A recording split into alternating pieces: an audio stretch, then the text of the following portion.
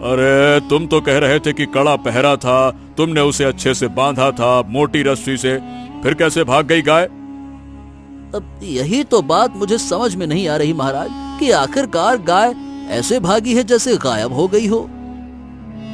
तभी वहाँ पर एक बहुत सुंदर पंछी उड़ता हुआ आया, जिसे देखकर राजा काफी ज्यादा हैरान हुए और बोले, अरे वाह, हमारे महल में इतना सुंदर पक्षी, ये कहाँ से आया?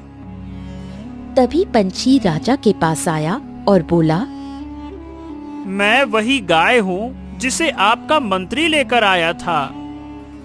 ये सुनकर राजा और मंत्री काफी ज्यादा हैरान हो गए कि भला ऐसा कैसे हो सकता है, गाय पंछी में कैसे बदल सकती है।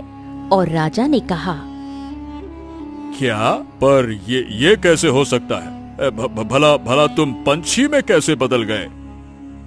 क्योंकि मैं जादुई पंछी हूँ, मैं कोई गाय नहीं था, बल्कि गाय अपनी मर्जी से बना था।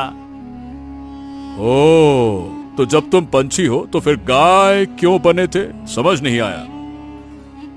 इसके पीछे एक बहुत बड़ी कहानी है, इसीलिए मैं गाय बना था महाराज।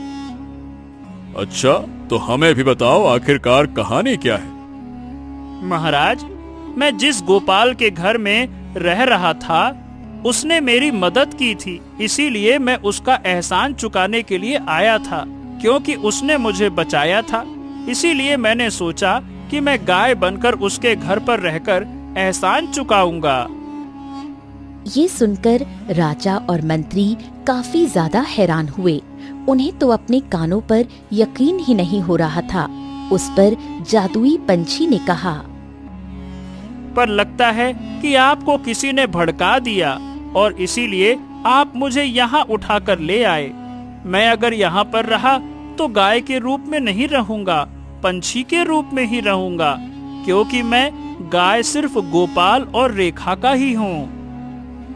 ये सुनकर राजा सोच में पड़ गए और उन्होंने जादुई पंछी से कहा, अगर ऐसी बात है तो ठीक है, हम तुम्हें आजाद करते हैं, क्योंकि हम नहीं चाहते कि तुम यहाँ पर कैद में रहो।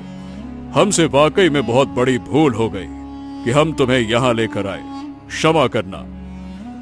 कोई बात नहीं महाराज, मुझे पता था कि आपको भड़काया गया है, क्योंकि आज के समय में लोग एक दूसरे से बहुत जलते हैं। हाँ, तुमने बिल्कुल ठीक कहा। चलो अब तुम जाओ